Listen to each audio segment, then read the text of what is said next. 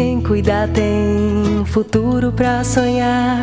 Quem cuida tem família pra abraçar. Quem cuida tem muito mais pra viver e ser feliz. Quem cuida tem Seguros Unimed. Vida, responsabilidade civil e previdência privada para você cuidar do que mais importa. Saiba mais em segurosunimed.com.br. Seguros Unimed. Cuidar para transformar. Vem cá, sabe qual é o melhor dia para tirar seus projetos do papel? Para fazer seus sonhos acontecerem? Hoje porque a vida é feita disso, de presentes. Não aposte seus planos, sua alegria de viver, sua vontade de fazer acontecer. Aproveite o aumento de sua margem e contrate agora um crédito com Safra Consignado, que tem as melhores taxas do mercado. Busque por Safra Consignado. Acesse nosso site agora mesmo e faça uma simulação de crédito. Para aposentados e pensionistas do INSS, Safra Consignado, porque realizações não se aposentam.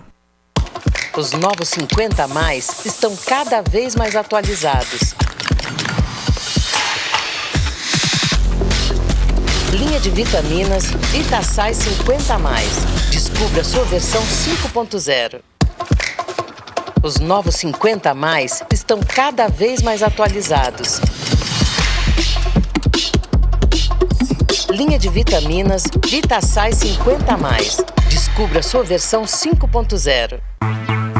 Fortefit Pro conecta você com a sua longevidade ativa, para que você mantenha o seu corpo e a sua mente bem por mais tempo, movimentando seu estilo de vida com tudo que você mais gosta. Com whey protein, colágeno, cálcio e vitamina D, nutrientes que contribuem para manter seus músculos, articulações e ossos mais saudáveis, para chegarmos juntos até onde você quiser. Experimente o novo Fortefit Pro, conectados por uma longevidade ativa.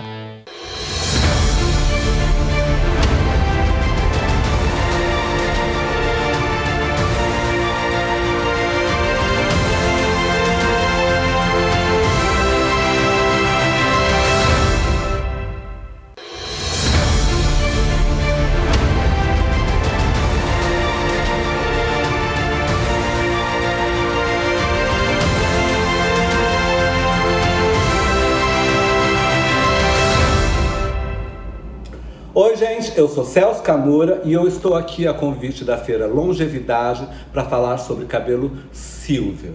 Se você é uma dessa pessoa que resolveu assumir o seu cabelo branco, não pense que é simples assim, só deixar branco e pronto. Não, querida, esse cabelo precisa primeiro ter um bom corte, meio moderno, para dar uma jovialidade nesse cabelo.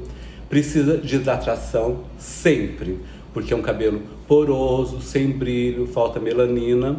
Então, meu conselho é, uma vez por mês, fazer uma hidratação power no salão, ter em casa produtos desamareladores, já que esse cabelo com o tempo ele dá uma leve amarelada, um tonalizante para dar brilho também uma vez por mês, é bem recomendado. Maquiagens para peles maduras. Primeiro passo, tem que tratar essa pele diariamente, hidratar e tonificar, porque na hora de se maquiar o resultado vem. A base, escolha uma base mais fluida, ela vai deixar sua pele mais radiante, mais umectada. Evite corretivos e batons mate, vai fazer com que marque suas linhas de expressão. Um truque que eu acho muito importante, sobrancelha. Sobrancelha bem desenhada levanta a expressão. E a boca contornada dá uma jovialidade. O blush cremoso também vai dar um glow bem jovial.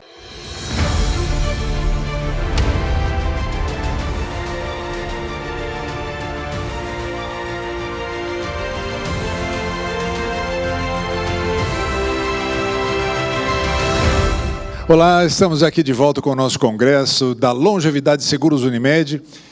E hoje, para encerrar com chave de ouro, nós vamos ter um bate-papo delicioso aqui com personalidades queridas de todos nós. E para começar, eu tenho o prazer de ter aqui, ao meu lado, aqui no estúdio, ao vivo, ele que é ator, comunicador, escritor, cineasta, diretor de cinema, apresentador, dramaturgo, roteirista, diretor teatral, Não dá para falar tudo que ele faz, porque a gente não ia ter tempo para contar aqui. Ele é conhecido, entre outros trabalhos, por interpretar o Caco Antibes no sitcom Sai de Baixo, por apresentar vídeo show por mais de 15 anos, carnavalesco das escolas de samba do Império da Tijuca, da Rocinha. Quando ele era pequeno, ele morava lá na Ilha do Governador e assistiu o musical Hello Dolly, estrelado por Bibi Ferreira. Se encantou com esse mundo da dramaturgia e aí não parou mais. Entrou na televisão em 82, no programa Caso Verdade. Logo depois, fez sua primeira novela, que foi Sol de Verão, do Manuel Carlos. É um artista, talvez, dos mais ativos no nosso país, no teatro, na televisão, nos palcos, musicais nacionais, nos musicais da Broadway, que ele costuma trazer para cá. Ele atuou no grande sucesso Loiro Alto, Solteiro, Procura. Escreveu também A Partilha, um grande sucesso que ele escreveu e que teve também versão para o cinema com Daniel Filho. Portanto, é com muito prazer, com muita alegria, que eu chamo aqui agora meu próximo convidado, Miguel Falabella. Querido que amigo. Alegria, muito obrigado. Uma cotoveladinha. Opa, vamos lá. Que alegria, um prazer é meu estar aqui. Gostei do convite e gosto da coisa de podermos trocar assim, estarmos ao vivo. Não é bom? É bom, Eu prefiro. Acho que mantendo-se a segurança, eu acho mais interessante. E principalmente nesse momento, já é bom normalmente. Agora, no momento do distanciamento social, mais ainda. Poder ver os amigos, né? Poder sair de casa um pouco, né? Porque eu estou muito quarentenado, estou muito dentro de casa, escrevendo, mas... Sabe que eu não posso imaginar você quarentenado? Pois é, mas eu estou. Com a vida que você tem, isso não tem te perturbado um pouco, não? Você sabe que foi muito interessante, Odilon, porque eu comecei essa pandemia de uma maneira... Eu comecei muito assustado e muito paralisado. Eu falei, bom, as coisas perderam um pouco sentido para mim. Eu falei, bom, eu não consigo produzir, eu não consigo trabalhar, eu não consigo sair de casa, não posso, é perigoso. E aí, aos poucos, as coisas foram voltando ao lugar, foram caindo no seu lugar. Eu vi que eu realmente precisaria ficar um longo tempo. E aí eu falei, eu estou sempre me queixando que há tanta coisa que eu ainda quero escrever, tanta coisa que eu quero criar, e eu não tenho tempo, né? Porque o meu tempo é muito escasso. Eu, então, falei, Achou o tempo. É no mínimo um desrespeito comigo mesmo, se eu desperdiçar esse tempo que a vida está me dando. Então, passou a ser uma quarentena muito produtiva. Eu acordo muito cedo, eu acordo todo dia às 6 horas da manhã. Que bacana. Eu sou muito disciplinado, eu sempre fui muito disciplinado. Eu, inclusive, eu brinco, eu digo que eu tenho a receita do sucesso. E um dos ingredientes da minha receita do sucesso é a disciplina. Então, eu acordo todos os dias às 6 da manhã, eu faço ginástica muito cedo. Se você não fosse disciplinado, você não conseguiria dar conta de tudo isso. Com certeza. E aí, depois eu sento para trabalhar, para escrever. Ótimo, a gente vai voltar a falar sobre isso já já. Eu quero agora apresentar... Nossa Senhora, agora está longe. Agora eu vou chegar mais pertinho aqui, porque eu quero apresentar... Ele é um amigo seu também, viu? Ator, poeta, escritor. É o Ari Fontoura, que todo mundo já esteve aqui com ele ontem. Nasceu em Curitiba, no Paraná. Um ator maravilhoso, um dos mais queridos do país. Sempre muito requisitado, aliás, não para de trabalhar nunca, é impressionante, né, Mas Miguel? ele é um gênio. E, atualmente, ele se transformou num fenômeno da mídia, com as suas postagens muito bem-humoradas. É com muito prazer que eu chamo aqui de volta Ari Fontoura. Ei, Ari, cadê querido? Você? Está pela metade, Ari. Você só está a metade aparecendo, preciso ver você inteiro. Cadê você? Sim. Melhora? Não, você tem que entrar mais para o centro. Mais para o lado, Ari. Mais para o teu lado. Aí, agora eu te vejo inteiro. Tá certo. Você está vendo o Miguel aqui também? Estou vendo o Miguel em todo o tamanho da tela. Pode crer. Gente, boa tarde. É um prazer estar de volta aqui com vocês. Dr. Gonçalo, Miguel, você, Odilon, todo mundo, para a gente conversar, bater um papinho legal. Já que você falou do Gonzalo, vamos chamar o Gonzalo então. Ele é médico sanitarista, atuou como secretário municipal de saúde de São Paulo, secretário nacional de vigilância sanitária do Ministério da Saúde, diretor e presidente da Agência Nacional de Vigilância Sanitária, Anvisa. Ele é professor, assistente da Faculdade de Saúde Pública da USP desde 1988. Faz tempo, viu?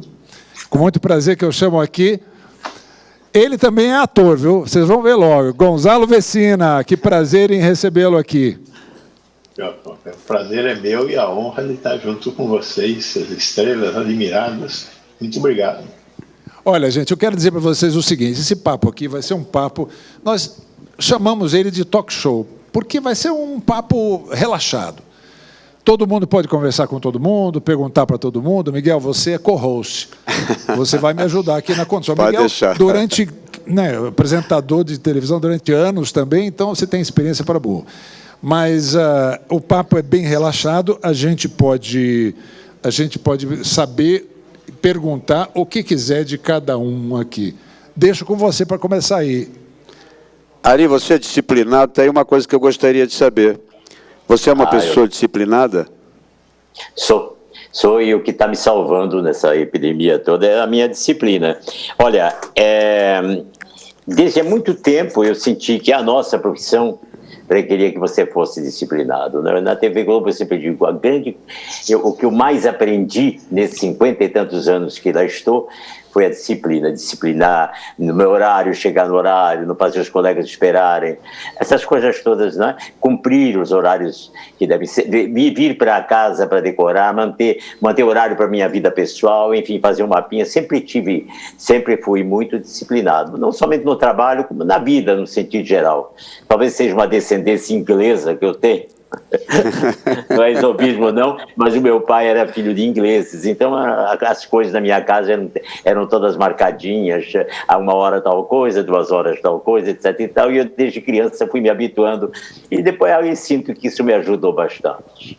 Gonzalo, você, para a vida de um médico, eu imagino que a disciplina também seja uma questão muito importante.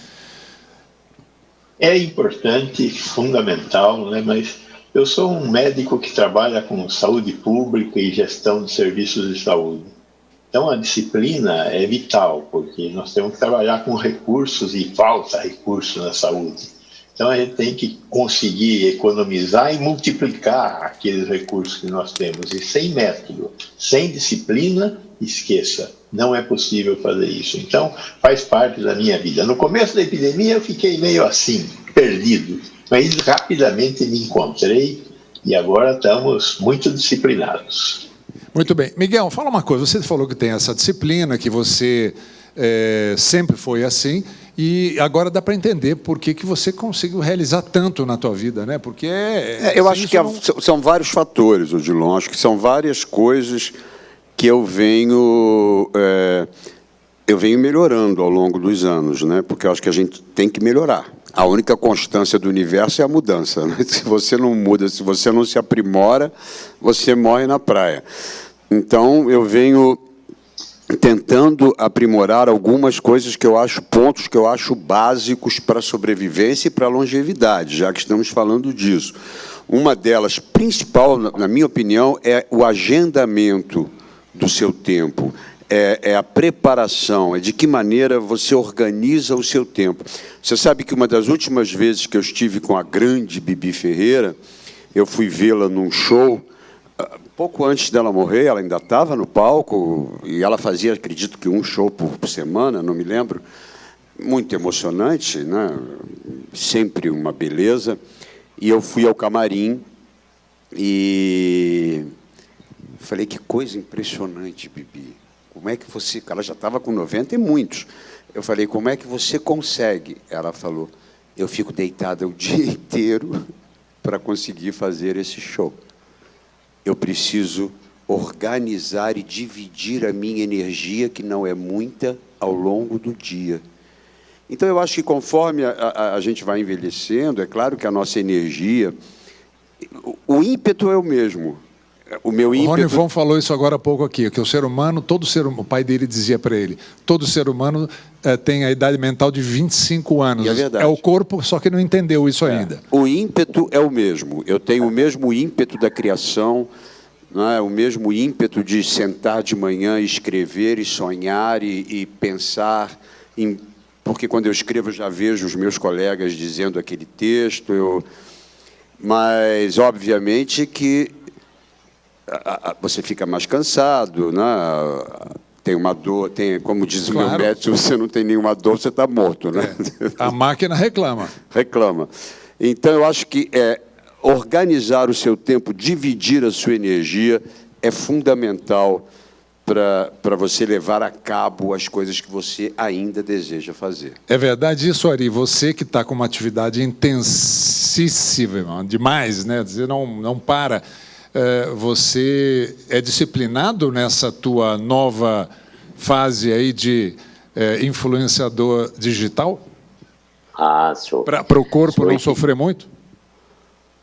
O corpo sofre em termos. Quando sofre, a gente dá uma paradinha, né? Porque daí já é hora de dormir. Mas eu fico pensando, nesse tempo todo, eu estou há 200 e tantos dias, praticamente, dentro de casa, né? Ultimamente, essa flexibilização me propiciou a ida ao supermercado, a dar uma volta de carro, enfim, coisas assim rápidas que venho correndo para casa. Se eu não fosse uma pessoa disciplinada, eu não conseguiria permanecer esse tempo todo que eu permaneci. Eu fiquei 200 dias praticamente dentro de um apartamento de sala e quarto em São Paulo. Foi exatamente quando começou. Começou isso para mim no dia 17 de março. Eu digo, o jeito, é o que eu tenho que fazer. Fiquei apavorado exatamente como o Miguel ficou, porque diante de uma coisa nova, a gente sempre tem recurso, eu vou por aqui, eu vou por ali, etc. Esse é o tipo de coisa que não se tem recurso algum para enfrentar. Eu digo, a gente vai ter que aguardar isso tudo. Então, noites mal dormidas, um certo desespero, e o pensamento, desapareceu toda a minha possibilidade de organização que eu anteriormente tinha. Eu digo, agora o que é que eu vou fazer, meu Deus do céu? Foi quando, então, eu pensei, eu vou encher minha cabeça, porque se ela ficar vazia, o diabo vai se divertir. Então a primeira coisa é isso, foi isso que eu fiz. Eu transformei 24 horas em 48. E passei a fazer tudo aquilo que realmente anteriormente eu me queixava pelo excesso de trabalho e por estar constantemente na rua. Digo, meu Deus, quando é que eu vou ficar um tempo em casa? Eu digo, poxa, mas agora eu tenho todo o tempo do mundo dentro da minha casa. Então eu vou fazer uma reflexão sobre tudo o que está me fazendo falta. Comecei a estudar uma série de coisas que eu havia esquecido e passei a ter eu fiz um organogramazinho assim e a segui-lo com rigidez. E foi isso que eu também apliquei dentro da minha página, a página do Instagram, que vai indo muito bem. Que, aliás, vamos até pedir para o diretor botar aí, @Ari Fontoura, Ari com Y, Ari Fontoura, que ele já está com mais de 2 milhões de seguidores, minha gente. É impressionante. Sabia disso, Gonzalo? Não sabia. Eu tenho uma pagininha no Instagram com 2.000 seguidores só, mas chego lá devagarinho. Para médico tá bom. Não tá? Mas eu acho genial isso que o Ari faz, né? Essa coisa da gente usar, por exemplo, eu uso a minha página no Instagram para dizer poesia, para recuperar a língua portuguesa, para que as pessoas façam uma ginástica mental, para que as pessoas voltem a se emocionar com a nossa língua, com a nossa civilização, com a nossa cultura. E, aliás, está passando ali também, @Miguel Falabella Real, isso. É o endereço do Miguel. Diga. Então, eu acho que é bacana, isso é lindo que o Ari faz, né? De trazer para a nossa geração, para uma geração mais velha, essas ferramentas de hoje em dia da informática, porque e o Ari é de uma juventude maravilhosa, né? É divertidíssimo. Então, eu acho que a gente tem que usar as redes sociais de uma maneira muito positiva hoje em dia no país. E você, como médico, Gonzalo, como é que você tem visto esse movimento das mídias sociais? Para vocês, isso, de uma certa forma, ajuda também, mais no ponto de vista relacionamento pessoal. E quanto a esse tema da disciplina que nós vimos falando aqui, você comentou, mas assim, essa reinvenção do médico mais velho também. Como é que fica essa questão na profissão? Nós estamos aqui entre atores, artistas, mas e na medicina, como é que fica isso? Primeiro, a disciplina é um componente fundamental, mas tem um outro componente que parece que é antípoda a esse, é contrário a esse, que é o da autonomia. Todos nós temos que ter autonomia e disciplina. A disciplina é filha dileta da autonomia. Se não tivermos autonomia, não vamos decidir sobre os caminhos que nós temos que decidir. E essa é a questão. E aqui as mídias sociais fazem um papel fundamental. E podem ser um desastre também. As mídias sociais permitem que nós nos apossemos de conhecimentos que nós não temos. E precisamos tomar cuidado para não nos apossarmos de conhecimentos falsos, porque está cheio de conhecimento falso. Principalmente então, agora na época da pandemia, né? Esse viver é sempre um viver no fio de navalha. E temos que viver nesse fio de navalha, sabendo o que queremos. O que nós queremos? Ser mais felizes, ser mais tranquilos, nos realizarmos mais e ter mais saúde. Mas para isso temos que fazer, ter autonomia para fazer. Ok, o Gonzalo, acho que opa, voltou. Obrigado. Você tinha dado uma travadinha aí. Uma pipocada. Autonomia. Muito bem. Miguel, você tem uma carreira de sucesso conhecida pelo Brasil inteiro. Mas na carreira de artista também tem fracasso, não tem? Muitos. Como é que você lidou com fracassos e como que teve algum assim muito interessante que inclusive te ajudou a repensar? Alguns. Eu tive alguns insucessos, mas eu sempre gostei do Osho, do Bhagwan Rajneesh. Filosoficamente, eu nunca fui um seguidor, mas sempre li e sempre gostei das palavras do Osho, que é um líder espiritual indiano, o Bhagwan Shree Rajneesh, Osho, e num dos livros dele, ele diz isso, ele diz, o segredo é realmente entender-se que não há sucesso, não há fracasso, há acontecimentos, e em todos os acontecimentos você vai aprender alguma coisa. E você sabe que hoje em dia, né, quando a gente vai ficando mais velho, as coisas parecem que vão caindo no lugar e ficam mais interessantes. Hoje em dia eu já não perco mais tempo com coisas que não me interessam. Sofrendo por coisas que não me interessam. Não tenho tempo para arrastar mala dos outros. As minhas já me bastam. Não tenho, vai ficar na esteira. Se não for minha, não se preocupe que eu não vou carregá-la. Então, eu aprendi muito com alguns insucessos que eu tive na vida. Me diverti muito. Eu conto uma história genial. Quando eu montei a primeira noite de um homem com a Vera Fischer, o cenógrafo me apresentou um cenário inacreditável. Naquela época não se usava ainda coisa computadorizada. O cenário que ele me apresentou mexia, vinha, saía, subia. Eu falei, nossa senhora, só parece Broadway isso. Bom, resumindo, custou uma fortuna e nada funcionou. Nada funcionou. Foi uma loucura. Quando estreamos, a plateia começou a rir no meio, porque as coisas não entravam, não saíam, os atores começaram a ficar vendidos em cena. Eu, então, falei, bom, não posso entrar em desespero, não posso me permitir entrar em desespero. Então, eu aprendi uma grande coisa aí nesse dia, adaptabilidade. Eu acho que essa é uma palavra para os nossos tempos. Né? A gente precisa se adaptar a um novo tempo. Eu me lembro que eu falei para ele, não se preocupe, não vai funcionar. E eu não vou correr o risco de amanhã ter uma plateia lotada, porque os ingressos já estavam vendidos, e eu passar um segundo vexame. Você vai colocar esse cenário inteiro em cima de rodas de mala, essas rodas maravilhosas, e o elenco elegantemente vai empurrar o cenário para lá. O próprio elenco, mandei a Vera para casa e reensaiei com o elenco.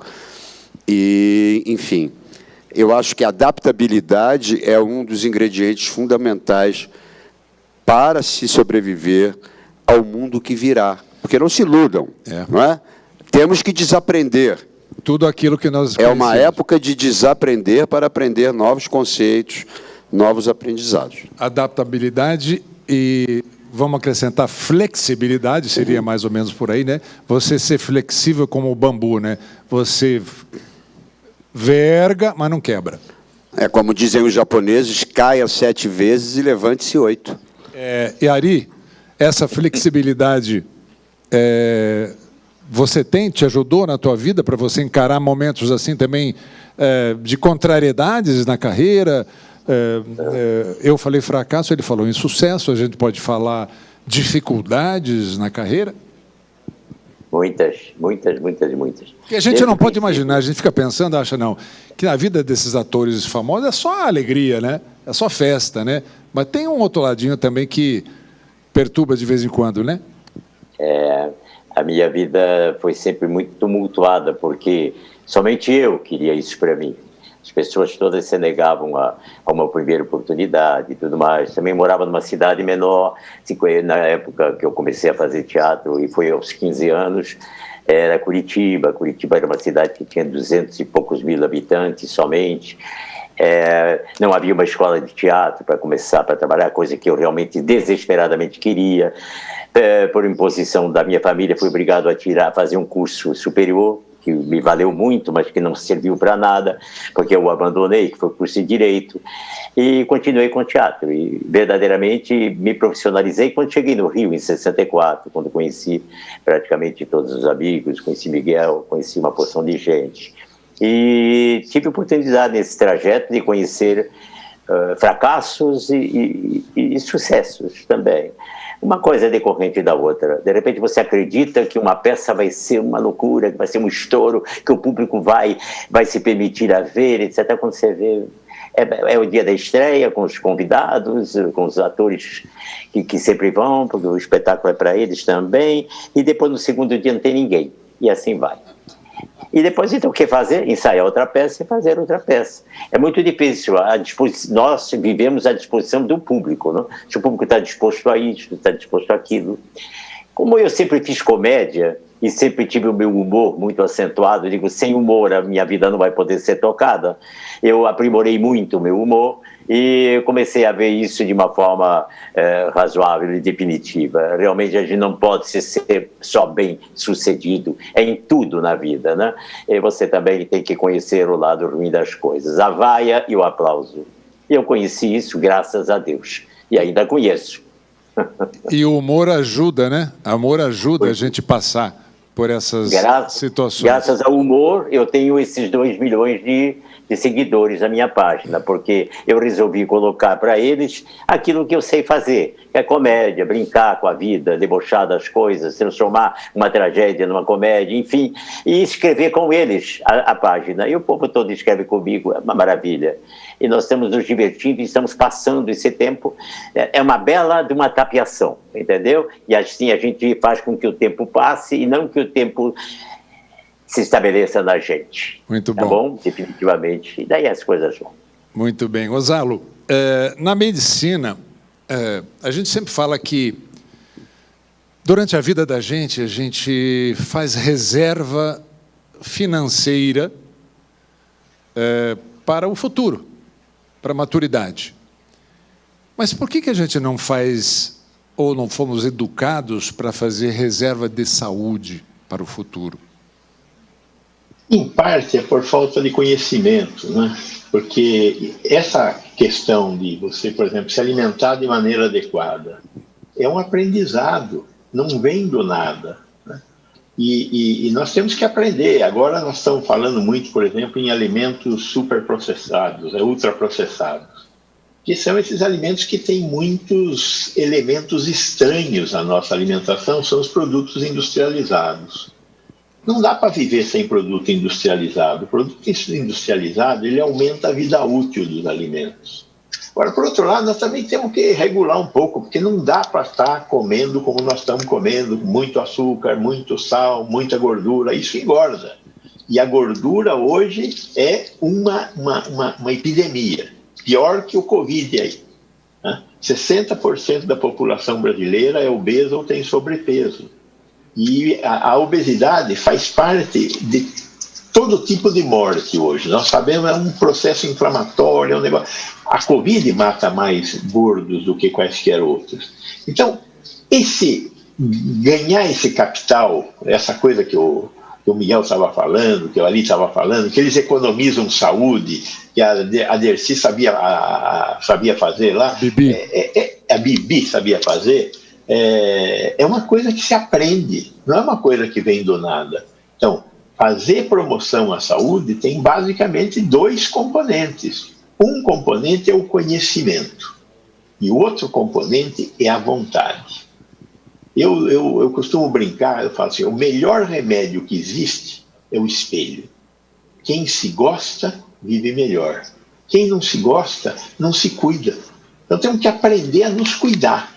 E aí tem essas 2 coisas. A vontade, que vem da autonomia, que vem da disciplina, né? E o conhecimento, que vem de ter acesso a essas informações que melhoram a nossa vida. Hoje tem bastante informação para melhorar a nossa vida. Mas isso não é uma coisa que faz tempo que existe. Em 1986, nós tivemos o primeiro Congresso Mundial de Promoção da Saúde. Devíamos estar fazendo o 60º Congresso Mundial de Cardiologia. Agora, de promoção da saúde, era o primeiro. Então, nós estamos falando de uma coisa recente na vida do homem. Envelhecer não é uma coisa que nós sempre fizemos. É muito recente. A medicina preventiva, que hoje é muito mais evidente, a necessidade dela é muito mais importante, a prevenção, né, do que qualquer coisa na medicina, né? Tudo é importante. Agora, a prevenção nós não estávamos fazendo. E, por isso, essa questão da prevenção hoje ela está ocupando um outro espaço. Nós podemos ganhar muitos anos de vida se nós tivermos uma atitude mais positiva com o nosso viver, com as nossas forças, com a nossa vontade, com o que existe de conhecimento para ter uma vida mais regrada. Então, a prevenção pode ser considerada essa reserva de saúde, aquilo que a gente reserva para a nossa maturidade? Com certeza pode ser. Né? Mas aí você tem que usar a sua autonomia para querer. O médico fala, olha, você tem que fazer exercício. Mas eu não consigo fazer exercício. Você tem que criar um jeito, como criaram aí o Ari e o Miguel, colocaram a vida dele num novo modelo. Mas quem fez isso? Foram eles que fizeram. Não foi o médico que fez por eles. É você que tem que querer parar de fumar, é você que tem que querer diminuir o seu peso, é você que tem que querer uma alimentação mais saudável. E médico também se preocupa com isso para si mesmo? Porque a gente vê muito médico falar isso para os outros e para ele mesmo ele não faz, né? Eu tardiamente aprendi. Eu parei de fumar aos 50 anos, eu emagreci, porque eu era um Papai Noel gordíssimo. Ah, é? Eu cheguei a pesar 160 quilos, agora estou com... Não brinca. Engraçado, eu acho que a gente estabelece relações, né, na vida com a comida, com o exercício. Eu não penso, Odilon, eu acordo às 6 horas todo dia. Eu acordo, imediatamente eu me levanto, a minha roupa já está separada, eu já ponho o meu tênis, já me visto, lavo o rosto, boto a máscara agora, vou para a academia, malho 1 hora, volto, aí tomo um café e vou escrever e pronto. E tenho uma relação muito saudável com comida. Eu digo, eu preciso disso? Não preciso disso. Né, a gente come por gula, eu preciso comer é uma coisa, é lindo, é um doce, mas para que eu vou comer isso? Eu não estou com fome, eu não preciso disso. A fome muitas vezes está mais na mente. Não, e nenhum animal, né, come a quantidade que nós humanos comemos, né? Não existe, nenhum animal encontra alimento todos os dias, não é? As pessoas fazem 3 refeições, é uma loucura, é um exagero. O pobre do pâncreas não para de trabalhar, né? Fica exausto. Imagina o pâncreas da gente, está exausto. Aqueles que podem fazer 3 vezes ao dia. Né? Tem uns que... Né? Uns bastante. Exatamente, né? Mas estou dizendo, sim, eu entendi. Sem entrar pelos claro, atalhos sociais, claro, eu entendi. Nós comemos em excesso. É verdade. A gente não precisa comer tanto. E a natureza vem dando recados muito claros para todos nós. que está tudo errado. Nós estamos lidando com o planeta de uma maneira muito errada e cada vez vamos pagar um preço pior. Eu penso assim. Ari, diga Gonzalo, você quer falar? Não, é que eu ia dizer que um recado que a natureza passou para nós bom ultimamente é que tomar um pouquinho de álcool faz sempre bem para a saúde e ajuda a longevidade, mas com cuidado, né? É verdade. Meu avô, que era italiano, tomava um copo de vinho todos os dias e comia um pote de cebola e alho e azeite. Ele cheirava Quando ele chegava na esquina, já sabia que ele estava chegando. Quantos anos ele viveu? 95, com uma saúde inacreditável, durinho, em pé, magrinho, um espetáculo. Mas tinha essa parcimônia, né? Era um copinho, né? Um copinho. É isso daí. Ari, um copinho de vinho, vai... Com certeza. Todo dia, de vez em preferência. quando? Tua alimentação é uma alimentação saudável? Eu como para viver. Mantenho o meu peso dentro do que é possível.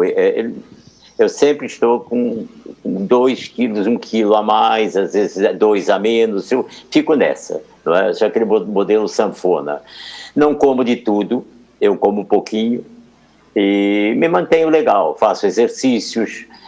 Tudo que eu tenho direito para melhorar. Me previno de coisas, vou sempre ao médico, tomo todas as minhas vacinas, o que eu acho isso muito importante. Faço um check-up todo ano. Muita gente diz, só faz check-up quem tem plano de saúde. Não é verdade, você pode fazer no hospital público, os médicos estão à sua disposição para fazer, para lhe dizer o que você tem que fazer. Quem come demais tem que, já viu, né? Tem que sofrer consequências. Não é bem assim comigo, Também eu sou disciplinado no que diz respeito à comida, etc. e tal. Eu acho um prazer a gente ter. Eu tenho hoje em dia, para mim é um orgulho, eu tenho hoje em dia o peso que eu tinha quando eu entrei na televisão. Maravilha. Eu tenho quantos anos? Peso. Com quantos anos você tinha? Com 24 anos. Olha que genial. Anos. Eu tenho o mesmo peso. E o Ari falou uma coisa muito interessante. Eu não vivo para comer. Eu como para viver. Eu como para viver, exatamente. E Ari, me fala uma coisa. Tem uma série de problemas e não há porquê. Me diga uma coisa, Ari. Você não vive para comer, mas você vive a tua vida em grande parte para trabalhar. E para trazer alegria para a gente. Qual foi dos seus personagens? Você foi caracterizado com personagens muito engraçados e muito importantes na dramaturgia. Qual foi um desses personagens que mais te marcou, que você particularmente mais gostou? Olha, o que eu mais gostei não me marcou, mas foi na novela O Espigão, do Dias Gomes. Eu fazia o professor Baltazar Camará, que era tarado por cabelos, etc. e tal. Era um belo papel. Gostei demais de fazê-lo. Mas o que mais me notabilizou, o que me deixou... Se eu tivesse que mudar meu nome, eu mudaria para Nonô Correia. Maravilhoso. Nonô Correia. A minha terceira novela. Você fez também. O Ari dava um show. Era uma coisa o trabalho do Ari. Eu gostava muito de fazer o papel muito interessante, eu me divertia demais, tinha um elenco maravilhoso, o Miguel estava no elenco, sabe muito bem, que a gente se divertiu muito. Muito em Teresópolis, conseguimos transformar... Teresópolis nós conseguimos transformar a cidade em 6 meses. Fomos muito mal recebidos, porque os moradores achavam que a chegada da Globo ia mudar os hábitos, era uma cidade sossegada e tudo. E realmente aconteceu isso. Mudou mesmo, né? No final, quando a novela terminou e o personagem se casa, nós fizemos um sábado de manhã, porque o povo todo queria estar presente na gravação, e a população toda de Teresópolis estava naquela praça, diante da igreja, e aplaudindo a gente, chorando, lamentando profundamente que nós fôssemos embora, porque nós éramos muito alegres, e nós trazíamos para eles também as novidades do mundo, não é? Coisas assim, na televisão. Então, eu trabalho desde 8 anos de idade. Eu tenho 87, então, há 79 anos eu trabalho. E eu sempre achei que o trabalho poderia ser o meu hobby. E realmente ele assim ficou. é a coisa que eu mais gosto de fazer, é trabalhar. Se eu não paro de trabalhar, é claro que eu tenho momentos que eu paro, vou ter minhas férias, tirar um tempinho para mim, para me cuidar, etc. E tal. Raramente, muito raramente, porque a gente não passa, agora, não, tirando a época da pandemia, não tem momento que você abre a televisão que o Ari não está lá, ou no teatro, ou fazendo qualquer coisa, não é? Eu acho tão bom, sabe? É maravilhoso. Teatro. Nunca abandonei o teatro, sempre fiz televisão. Houve uma época em que eu fazia cinema, show, teatro e TV. Quer dizer, era ao mesmo tempo. E me perguntaram como é que eu consegui fazer isso. Disciplina. É bem verdade que eu tirei 4 horas de sono, tirei algumas coisas que eu fazia, me restringi para poder, evidentemente, dar vazão ao Sem falar que nós somos todos antes da lei. Né? Nós somos antes da lei da regulamentação, ou seja, nós gravávamos até mais tarde para estar de manhã cedo nos estúdios. Antigamente não havia lei, né? Não tinha regulamentação. Não havia regulamentação da classe. Mas, eu me lembro da Selva de Pedra gravar até 1 da manhã e estar às 10 da manhã de volta para gravar. Ontem eu comentava aqui, justamente quando o Ari estava, que essa é uma realidade do... O médico também é assim, né, Gonzalo? Trabalha, tem uma atividade intensíssima. Mas a gente trabalha, por exemplo, quando está na televisão, o dia inteiro, gravando, são jornadas de 8 horas hoje, antigamente eram maiores, mas quando você volta para casa, você não vai descansar, você tem que se preparar para o dia seguinte. Então, é um trabalho intensíssimo decorar para o dia seguinte e tal. E para você, Miguel, essa rotina e desses personagens maravilhosos que você criou, qual foi aquele que mais te ficou carinhoso aí no teu emocional? Eu acho que primeiro foi o Avancini, foi a primeira pessoa que me enxergou, o grande Walter Avancini, de quem eu tenho muita saudade. Era realmente um diretor muito especial e muito cuidadoso. O Avancini me viu num comercial de TV e me chamou para fazer o Miro da Selva de Pedra, e isso, obviamente... Selva de Pedra que eu fiz também, nós trabalhamos juntos. E mudou a minha vida. Isso transformou a minha vida, e o Avancini era muito rigoroso, né, no trabalho. Mas eu vou te dizer que talvez o que eu mais tenha tido prazer nos últimos anos tenha sido de escrever para Marília Pêra e de poder ter masterclasses ao lado dela no Pé na Cova. Porque eu não contracenava. Aquilo foi maravilhoso. Eu tinha masterclasses. Eu me lembro que havia momentos em que eu dizia, meu Deus, fui eu que escrevi isso. Tamanha grandeza da Marília em se apropriar de um texto e devolvê-lo com um encantamento só dela. Eu tenho muita saudade dela e para mim, aquele momento vai ficar intocado. Aquilo era genial. Aquilo era genial. Agora, assim, não dá para a gente não falar do Sai de Baixo. O Sai de Baixo foi um fenômeno... Um fenômeno nacional. Ari fez também no final, foi uma loucura a gente fazer. Fiz 1 ano e meio com vocês. Eu fui convidado, eu tive a oportunidade de fazer uma vez com vocês. Você fez. Mas todo mundo fez Sai de Baixo, todo mundo passou por ali. Mas aquilo foi até hoje, quando repassa, agora fica reprisando, a gente se diverte até hoje, revendo as coisas. Aquilo foi um fenômeno. Como é que você... Porque era uma coisa, era como dizia Marisa Hort, isso aqui é o repertório selvagem, né? A nossa interpretação é realismo selvagem. A gente morde os colegas, sobe na cortina, a gente quebra o cenário, era uma loucura. Então, o Daniel Filho disse, olha, é alto, alegre e bom som. E vamos em frente. E não se para. E não para. E aí a gente ia embora.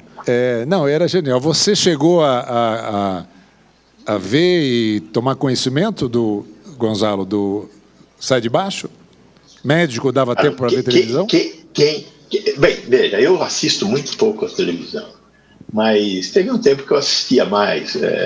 As crianças em casa, essa história toda. Hoje não tem criança, sou viúvo e tal, mas teve um tempo que eu assisti muita televisão, muita novela, tem fantásticas lembranças dessas pessoas aí. Mas o que eu queria recuperar, principalmente para o nosso público aqui, é esse amor pelo trabalho. Será que o Ari, o Miguel, o Odilon são exceções? Só eles amam o trabalho?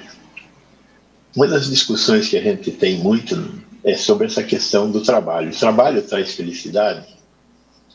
Tem um amigo meu que é professor na Fundação Getúlio Vargas, no Rio, Paulo Bastos, ele fala, se trabalho fosse bom, rico não deixava pobre trabalhar.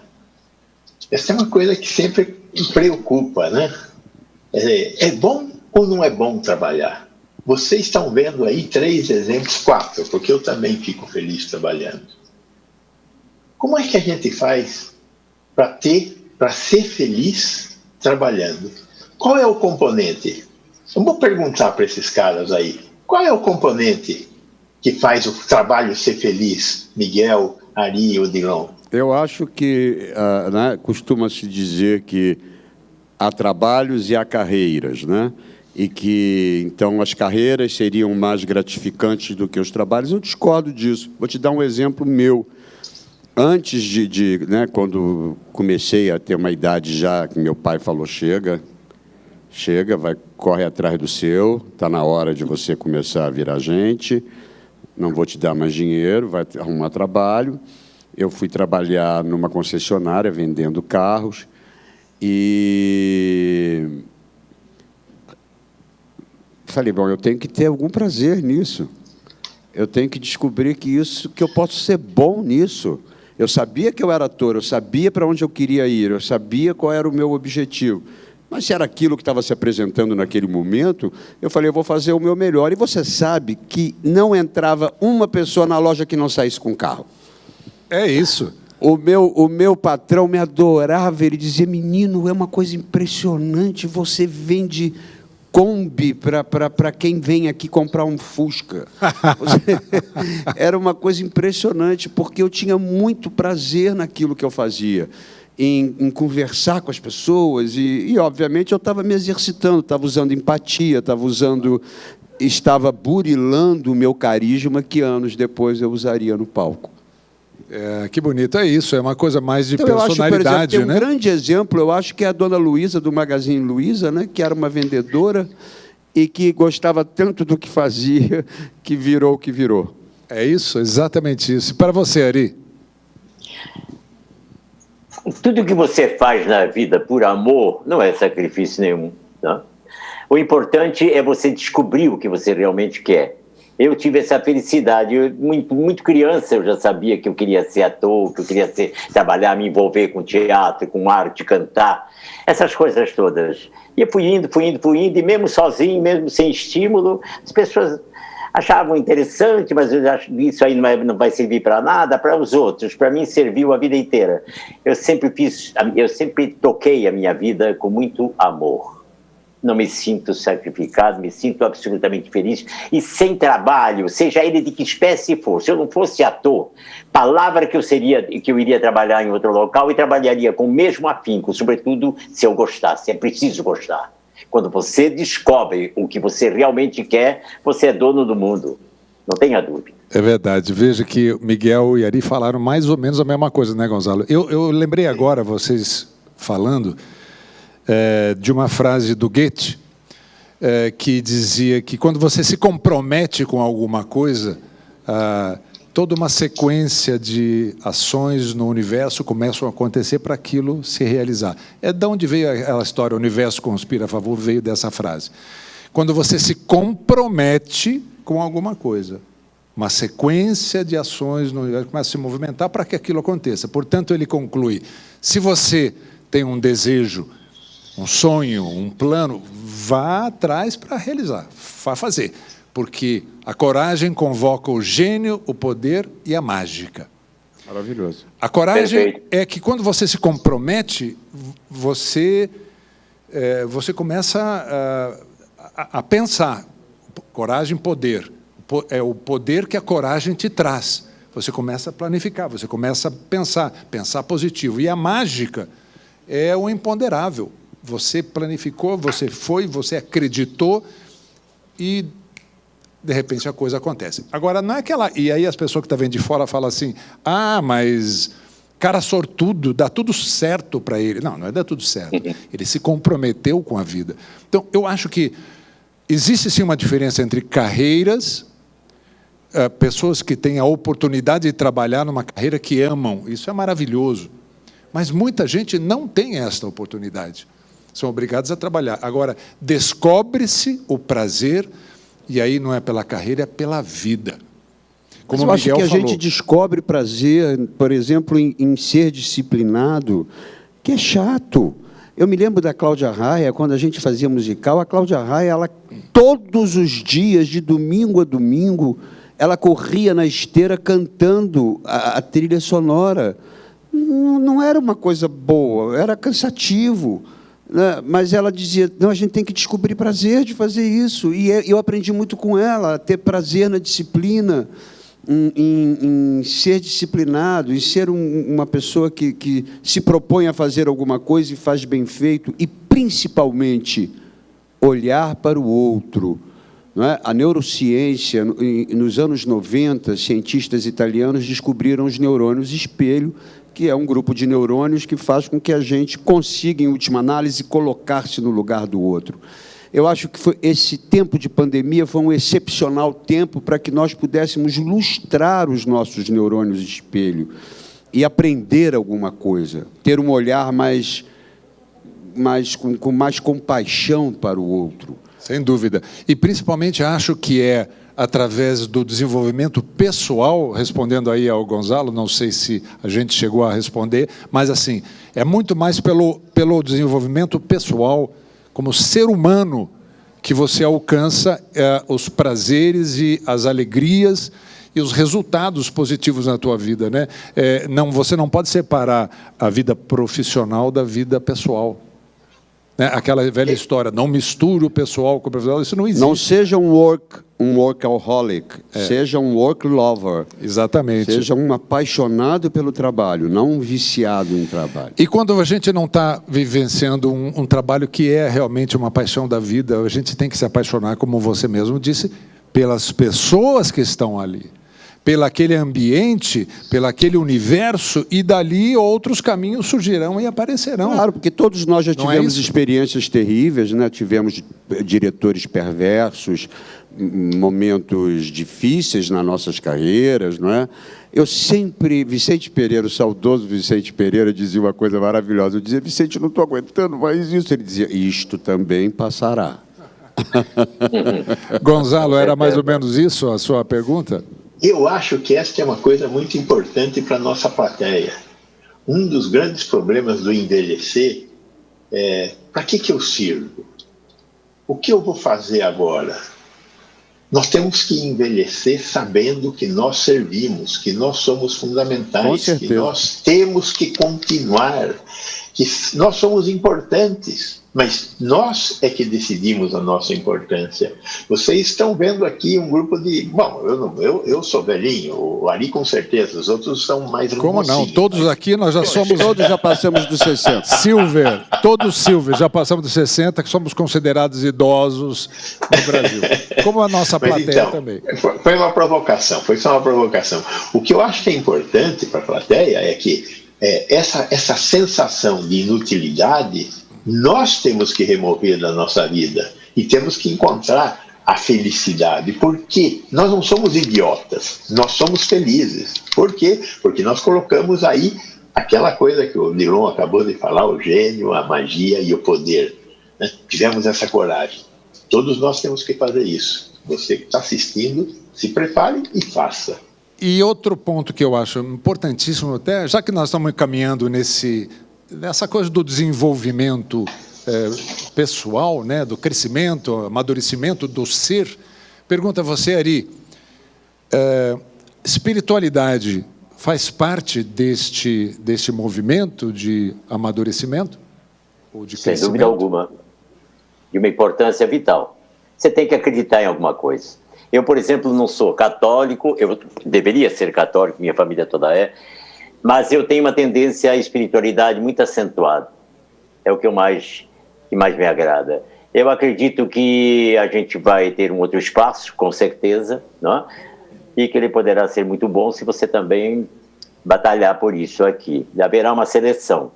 E é bom chegar meio preparado para o melhor, porque senão, não é? E acredito, minha filosofia de vida é uma só. Do passado eu só recolho o que é bom. Eu vivo o futuro no hoje.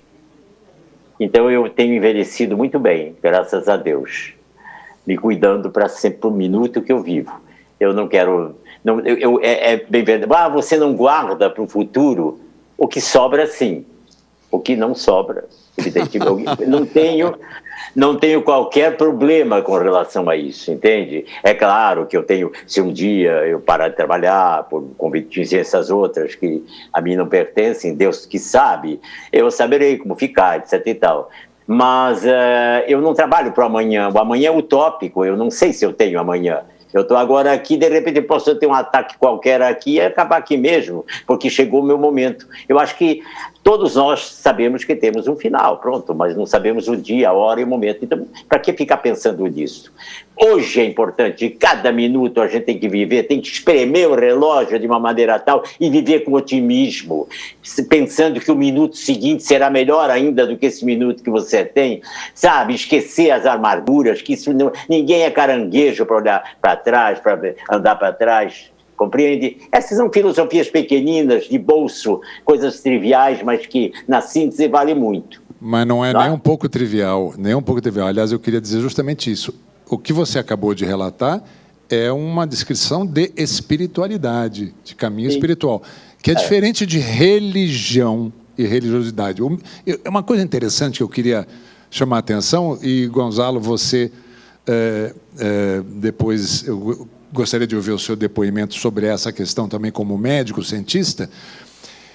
Nós estamos aqui com dois artistas que se notabilizaram, entre outras coisas, por um excelente humor. São humoristas, caras que fazem a gente, trouxeram alegria e entretenimento para o nosso país. E, no entanto, são pessoas extremamente espiritualizadas. O Miguel, com toda... A gente vê o Miguel desse jeito dele, escrachado, tal, e ele é uma pessoa extremamente espiritualizada, e a gente sabe disso. Como é que esse caminho... E uma segunda pergunta dentro dessa, dizem que os comediantes, na vida real, são muito mais interiorizados, são muito mais introspectivos. Corresponde à verdade isso? Eu acho que a espiritualidade, quer dizer, eu como Ari também venho de uma família, né, Falabella, católica, italiana, mas não sou católico, mas sempre tive um sentimento de religiosidade muito forte em mim. E vim percebendo ao longo dos anos a estar atento, porque eu percebo cada vez mais, Odilon, que a vida vai nos dando recados. Eu passei uma coisa, há 2 anos atrás, eu tive uma experiência muito mágica. Eu estava em São Paulo, no meu apartamento, estava indo para o Rio, era Dia das Mães, domingo, Dia das Mães.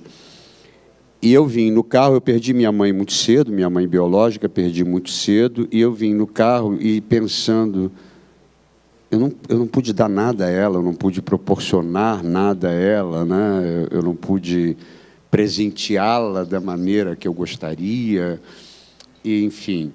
Cheguei em Congonhas, cheguei falei, e pensando assim, mãe, queria tanto poder te dar um presente maravilhoso.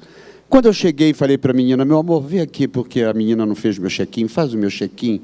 Eu escuto a moça do lado falar assim, não, minha senhora, não é. Quando eu olho, tinha uma senhora com um saco, com umas notas, umas moedas, uma senhora muito humilde, e com uma criança, um menino agitado no colo.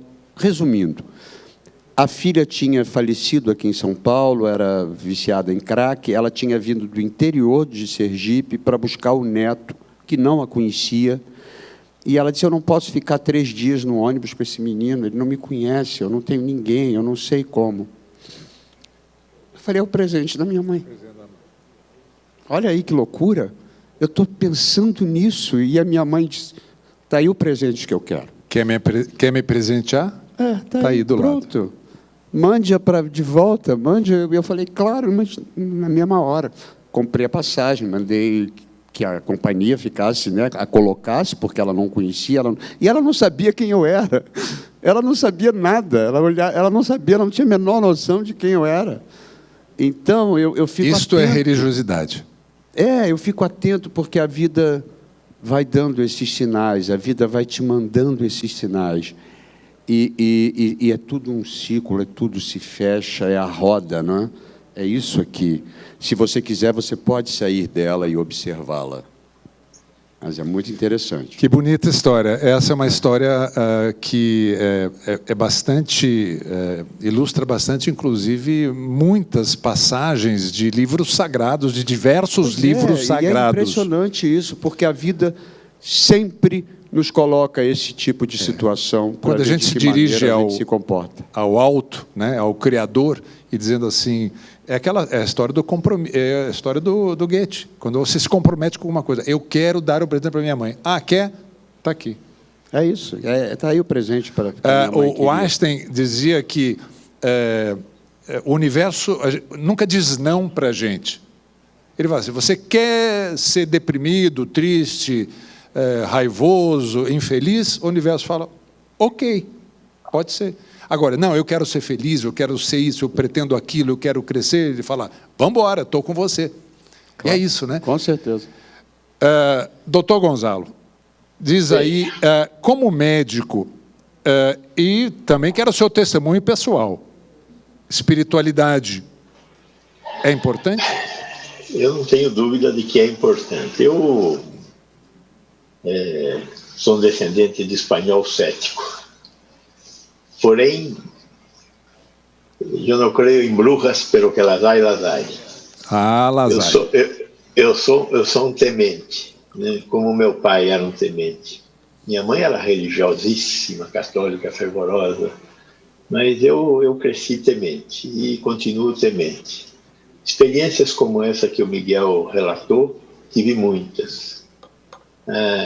Mas na medicina a gente tem mais chance de ter esse tipo de experiência, de fazer o bem de alguma forma, né? Eu tive a sorte de virar médico, e o médico tem muitas oportunidades desse tipo que o Miguel relatou aí. Mas queria lhe perguntar se, na sua prática médica, notou diferença na recuperação de pacientes que tinham fé ou eram otimistas, contrapondo aqueles que não eram e pessimistas. Qual era o resultado? Claro. A fé é fundamental na cura. Não tem como você se curar se você não acreditar. Você tem que acreditar no seu médico, você tem que acreditar na terapêutica. Se você não acreditar, não existe a cura. A fé, de fato, remove montanhas. Existem muitas experiências comprovando isso. Não tem nenhum segredo nisso. Isso é já bastante... Veja, por exemplo, a questão do efeito placebo, né? A gente quer que o remédio funcione. Para saber se o remédio funciona mesmo, você tem que sortear 2 grupos de pessoas e dar remédio para um e açúcar para o outro, e um não sabe que tomou e o outro não sabe que tomou, e os médicos não sabem o que estão dando. Porque se alguém souber, a fé vai mudar o efeito. Em termos de medicamentos psiquiátricos, isso, né? Em termos de medicamentos psiquiátricos, o efeito pode chegar a ser responsável por mais de 70% de sucesso. Então, a fé muda as coisas mesmo. Então, a pessoa que acredita que ela vai sarar, ela já tem metade do caminho andado, né? Se tiver remédio, um pouco melhor. Mas a fé é fundamental. A religiosidade é um negócio fantástico. A gente está falando um pouco aí da medicina psicossomática, né? Soma, mente, psicomente, soma, corpo. Então, as energias da mente que podem se projetar para o corpo e fazê-lo adoecer. Por exemplo, todo mundo sabe que quem é muito ansioso, muito nervoso, tem problemas gástricos, né? A gente sabe. Fala assim, eu tenho uma úlcera nervosa. A gente fala assim, não, a úlcera não é nervosa, a nervosa é você. A úlcera é só uma consequência do seu nervosismo, não é assim, doutor? É assim, mas aí tem uma explicação neurológica um pouco mais simples, porque tem a maior parte do nosso sistema nervoso vem da coluna, né? Mas tem um pequeno conjuntozinho de nervos que saem diretamente da cabeça e que descem para o nosso corpo. E tem um deles que tem o sugestivo nome de nervo vago, porque ele fica vagueando. E, entre outras coisas, ele irriga o estômago. Ele é uma ligação direta entre a cuca e o estômago. Por isso que a gente, quando fica nervoso, tem medo, tem, entre outras coisas, dor de estômago, diarreia, porque é o nervo vago ligando direto lá na cuca que a gente está sentindo. Entendeu? Mas assim tem outros fatores também que interferem em outros órgãos também. Claro. Né? Por isso que é importante que o médico olhe o paciente não como uma doença, olhe o paciente como um ser humano. Hoje isso está muito bem claro, né? Essa coisa da medicina psicossomática, essa coisa de olhar o indivíduo como um todo. O indivíduo não é uma doença, não é um doente, é uma pessoa e eu tenho que olhá-la de forma ampla para conseguir entender aquilo que está determinando aquela doença. E isso é importante para o indivíduo, isso é importante para a sociedade. Né? E é por isso que eu acho que o sistema de saúde da França funciona tanto, porque até hoje eles mantêm o médico de bairro. Quando você vai morar na França, você se... Eu estudei lá, então você se registra na mairie, na prefeitura, e fala, olha, eu estou morando no endereço tal, tal, tal. Ele fala, então o seu médico é o Dr. Gonzalo, entendeu? Você ligue para ele... Para cada região tem um médico responsável. Para cada bairro, digamos, Jardins, né? Tem vários, tem 7, 8 médicos. Claro. E aí aquele médico te conhece, ele sabe quem você é, ele sabe quem é a sua vida, ele vai te tratando ao longo do tempo.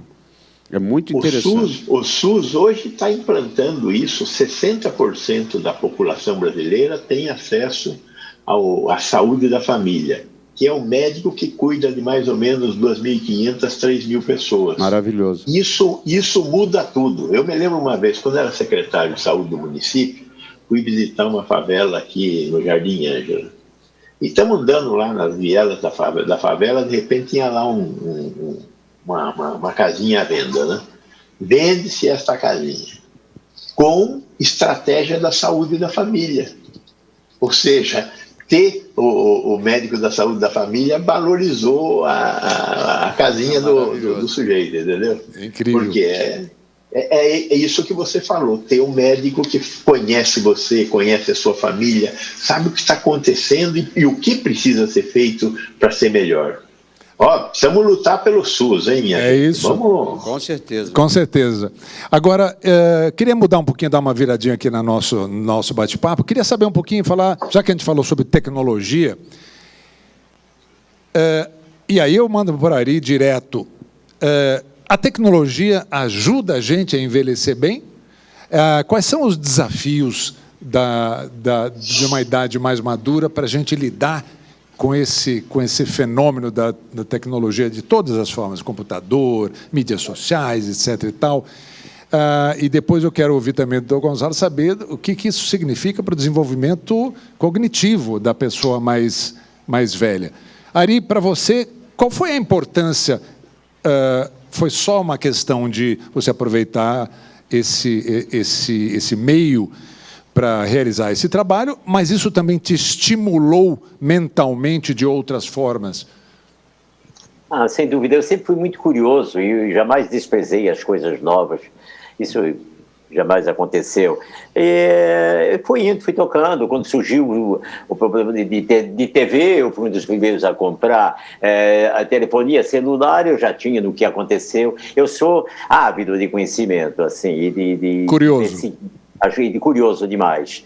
É bem verdade que a gente tem uma série de dificuldades. Você não pode ser um absoluto conhecedor, porque as coisas estão mudando tanto, toda hora. Não dá tempo. Né? Mas dá para quebrar um galho legal, assim. Eu conheço bem, assim, um pouquinho de informática, coisas assim, mais triviais, assim, coisas necessárias para o andamento do meu trabalho e para conhecer, sei muito bem lidar com o celular, pago minhas contas através do banco, já não vou mais banco, através de aplicativos. Eu utilizo tudo que é moderno, porque me agrada também isto, sabe? E quando eu fiz o Bobo, o papel do Bobo no Rei Lear, eu guardei uma frase que, para sempre, né? A gente tem que envelhecer, olha o que ele dizia para o Lear, a gente tem que envelhecer com sabedoria. Então você não pode desprezar nada que te instigue a conhecer. sabe? É importante. Eu sou assim, eu sou muito curioso, eu gosto de cada vez saber mais. Quando eu não sei das coisas, você sempre está me pegando ler, eu sempre leio muito, eu sempre sou... eu vou em busca do que é moderno, do que é de agora. É a minha filosofia do viver cada minuto.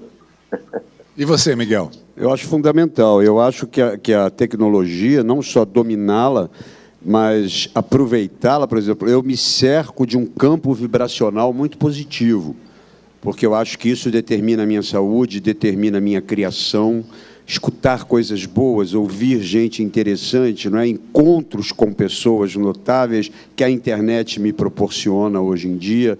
Eu posso visitar, eu posso ir a São Petersburgo e visitar, passar uma tarde no Hermitage, se eu quiser, entendeu? Vendo obras de arte, eu posso ver um concerto, eu posso... Né? Isso é genial. A internet te deu acesso, ela popularizou um tipo de coisa que antigamente a gente só tinha acesso quando viajava, quando tinha dinheiro para viajar. Hoje em dia, isso é que eu digo para as pessoas, não há desculpas. Se você quiser, você pode criar um campo vibracional melhor para você. Escute boa música, ouça uma boa poesia, veja coisas interessantes, coisas que te... Visite as tuas tradições de origem, né? Porque hoje é muito fácil, por exemplo, as pessoas mais velhas que têm restrição, meus antepassados na Portugal, Espanha, Itália. É só entrar... E você começa a visitar e descobrir todos os históricos disso, quer dizer, visitar teus antepassados. Né? Porque as pessoas têm uma tendência a tratar as pessoas mais velhas como se fossem incapazes. Não. Olha, faz assim, vai aqui, é fácil para apertar. Aprenda. Aprenda. Como é que é, gente? Não, mexe aqui, aprende e chega lá. Entendeu? Tem uma frase da minha peça, O Som e a Sílaba, que eu escrevi há 2 anos atrás para a Alessandra Maestrini. Aliás, um espetáculo dos mais lindos que eu já vi na minha vida. Tem uma frase que a personagem principal, que é uma menina com síndrome de Asperger, que quer ser cantora de ópera, que ela diz para a professora, ela diz, as tartarugas marinhas empreendem uma viagem de milhares de quilômetros para colocar seus ovos nas praias em que nasceram, guiadas unicamente pelo campo magnético da Terra, e os seus cérebros são infinitamente menores do que os nossos. Então, eu acho assim, eu busco sempre exercitar o meu cérebro para ir além. Eu faço joguinhos, eu faço jogos de palavras, eu estou sempre me exercitando para não me permitir que a minha mente envelheça antes do tempo. Isso é fundamental. E nessa peça, a personagem que tinha síndrome de Asperger era uma moça que tinha uma dificuldade assim, de relacionamento, etc. e tal, mais retraída, um pouco diferente da gente, do chamado normal, mas tinha esse talento excepcional, cantava de uma maneira excepcional. Então, quantas vezes não encontramos pessoas que não precisam nem ter síndromes e nada, mas que têm essa dificuldade de ser aceita, dizer assim, não, isso não é para você. E a gente começa, então, o cuidado das palavras de nós para com os outros, né, daqueles que convivem conosco, né, da gente não está reprimindo, ao contrário, a gente pode tudo. Odilon, a gente começa a se curar quando a gente começa a admirar as diferenças. Minha avó dizia uma coisa linda, porque a minha mãe era professora da UFRJ e nós tínhamos muitos professores convidados em casa, quase todos com sotaque, estrangeiros, e nós crianças rindo dos sotaques. Me lembro da minha avó um dia me pegar pelo braço assim e dizer, não seja idiota. Uma pessoa que tem sotaque é alguém que fala uma língua a mais do que você. Eu nunca me esqueci disso. Exatamente. Jamais me esqueci disso. E aí, Gonzalo? Eu acho que aqui tem 2 mensagens. A primeira mensagem nós esquecemos coisas. Infelizmente, essa é uma das coisas da velhice. Não podemos subir em árvore, porque já não temos o mesmo vigor. E esquecemos coisas. Daí, fazer isso que o Miguel está falando é fundamental. Fazer com que a gente se exercite. Exercitar é uma maneira de aprender a lembrar de novo. É importante essa questão de fazer exercícios de lembrança. E aí o uso dessas tecnologias modernas, computador, celular, enfim, toda essa parafernália tecnológica é crítica. É crítica porque nós aprendemos a aprender, por um lado, e, por outro lado, nos conectamos com novos conhecimentos que vão enriquecer o nosso cérebro. É óbvio que, nesse contexto, nós precisamos também ser cercados por pessoas que nos entendam. E que nos estimulem, né? Elas nos estimulem, nos entendam, nos estimulem. E aí, se elas não são assim, nós temos que ter a paciência que a idade nos dá para ensiná-las. Essa é uma coisa importante. Crie o seu ambiente. Né? Construa com os neurônios espelho dos outros o que os outros devem ver em você, como você também tem que ver neles. Né? Então, essa coisa, viver em sociedade, é fundamental. E isso exige a capacidade de falar, de entender e de usar essas tecnologias que são transformadoras. A tecnologia é um bem do homem. Nós temos que aprender a usá-la porque ela melhora a nossa vida. Olha aí, isso aí é o recado Dr. Gonzalo Vecina, hein? Está falando para a gente aqui, não é só o que a gente acha, é um médico, é um cientista e tem plena convicção disso que está falando. Mas agora, olha, o papo está gostoso, não está? Nossa Senhora, está maravilhoso. Eu ficaria... Ó, a gente tem uma hora extra, vocês podem dar uma hora extra para a gente aqui? Não? Não vai dar, né? Que pena. A gente está chegando aqui meio no finalzinho, mas eu queria... Antes da gente encerrar, para a gente encerrar de uma maneira mais engraçada, queria perguntar para vocês assim, uma situação de vida, Ari, uma situação de vida que você viveu que foi uma comédia. Um caso que aconteceu com você que foi uma comédia, que foi se escrevesse e achar que não é verdade, foi inventado. Olha... de pensar numa coisa assim. Miguel, tem? Porque as comédias da vida, as comédias que a gente escreve são aquelas que a gente vivencia na vida, né? E eu estou muito envolvido com isso, porque eu costumo sempre dizer que a comédia é a tragédia dos outros, então eu estou sempre buscando uma série de coisas engraçadas. Uma tragédia com você que foi uma comédia. Comigo foi talvez eu fazia uma peça onde no final eu tinha que ficar completamente nu. Eu acho que eu fui o primeiro ator a fazer um nu. Primeiro nu brasileiro no palco. Ari Fontoura. E aí eu ia sempre para o ensaio. Eu trabalhava com a Dulcina de Moraes, falecida Dulcina, maravilhosa. Rubens de Falco e outros, Alberto Pérez, e nós vamos ensaiando, e eu sempre fazendo um striptease. Era um ator que entrava numa agência para pedir emprego, e o produtor achava que só por extrema necessidade ele aceitaria fazer um papel. O senhor vai ter que ficar completamente nu e provar o quão ridículo o senhor fica, não é? Mas como, não sei o que, ele procurando meios, e se eu viesse de lado, e se eu viesse de trás, enfim, não dava. Eu digo, meu Deus do céu, eu estou ensaiando e só estou fingindo que estou fazendo as coisas. Mas agora eu vou fazer diferente. Nós estávamos no Teatro Ginástica, eu cheguei para o ensaio, ao invés de ir direto para o palco, onde estavam todos os atores esperando para começar, eu peguei e fui para o camarim, tirei a roupa toda, só fiquei de sapato e desci completamente nu. Gente, boa tarde, tudo. Boa tarde. Ninguém notou. Acharam absolutamente normal. Eu digo, meu Deus do céu, mas peraí, e agora o que eu faço? Eu comecei, não podia sair, fiquei constrangidíssimo e completamente nu. Até que a Dulcina, quando eu resolvi, vamos começar, resolveu colocar os óculos. Colocou os óculos, olhou para mim assim, meu Deus! Dulcina, né?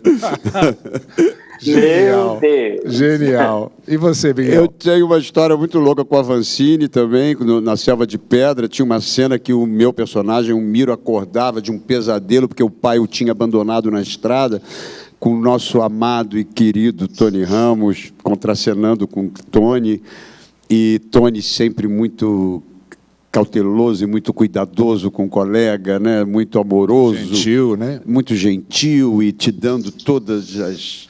te botando, preparando a cama.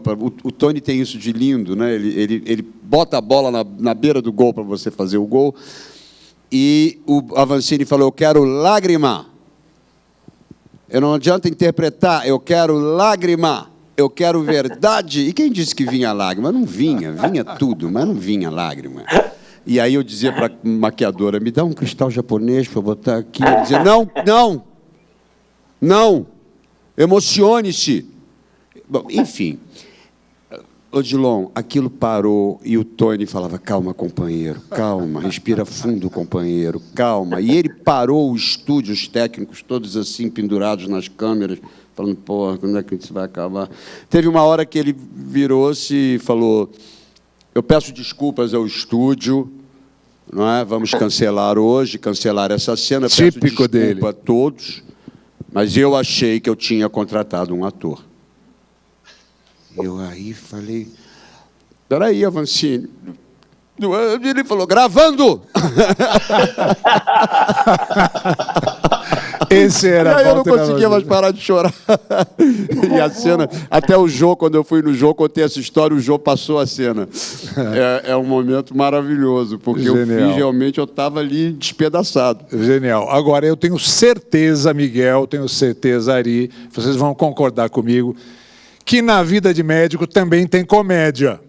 Ora, eu quero que você me conte algum caso aí parecido assim, uma comédia que você viveu. Eu estava pensando, lembrei de uma fieira, mas vou contar um só, não é? Eu era secretário do município de saúde do município de São Paulo e, veja, ser secretário da saúde num município desse que tem um problema que não acaba mais é levar porrada o tempo todo, né? E assim era, né? Nós estávamos em janeiro, mês de chuva e muita coisa por fazer na secretaria. E toda semana a prefeita era a Marta, né? Ela fazia lá uma avaliação pelo telefone, essas pesquisas por telefone, né? E aí depois ela, no fim da segunda-feira à tarde, ela sempre ligava para os secretários dando uma notícia, né? E aí naquela semana de janeiro, a cidade metade inundada, ela me liga, Vecina! Ô, prefeita, como vai a senhora? Tá, olha, eu quero dizer, você está de parabéns, Vecina, você conseguiu. Eu disse, o que foi, prefeita? Você está mais mal avaliado do que enchente.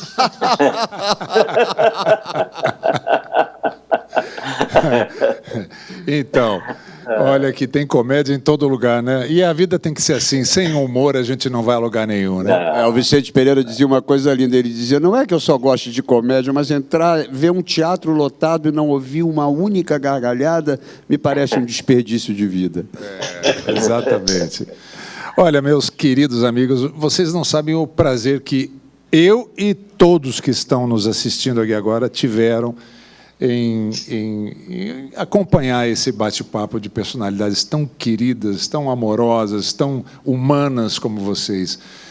Cada um de vocês a gente pensou, quando a gente estava estruturando o planejamento aqui do nosso cast, do nosso elenco, a gente pensou muito na presença de cada um de vocês e agradecemos com o coração pleno de alegria esses momentos tão especiais que nós vivemos aqui.